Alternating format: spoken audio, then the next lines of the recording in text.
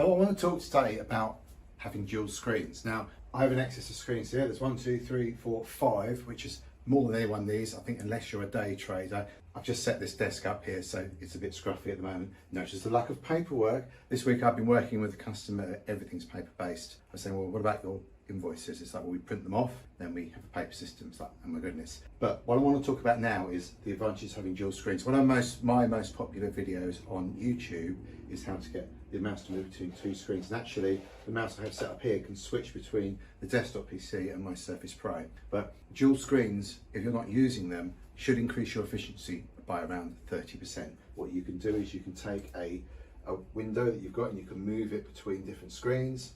You wouldn't have thought, and this is what's really interesting. Most people, when I say to them, your team need dual screens, they go, no we don't, it's a complete waste of money. I say, well, it's not expensive. A couple of screens, a stand to hold it clear off the desk. I like small desks, it's a nice inexpensive standing desk. It's an easy, sensible setup. Almost all the customers we have dual screens.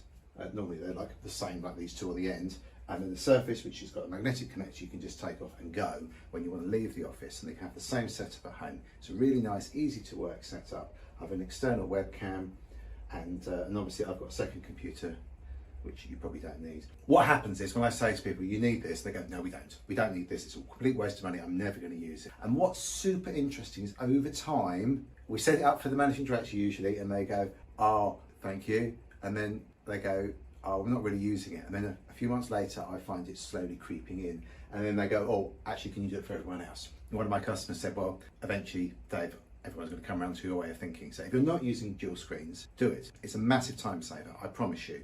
It's a really cheap way of making your team more effective, especially if they're accountants or bookkeepers or somebody that's switching between two different systems. You can have Outlook on one, you can have what you're working on the other. It's such a big, inexpensive time saver, and it astounds me that people refuse to do it. Sometimes I just go, look, I'll just set it up for you.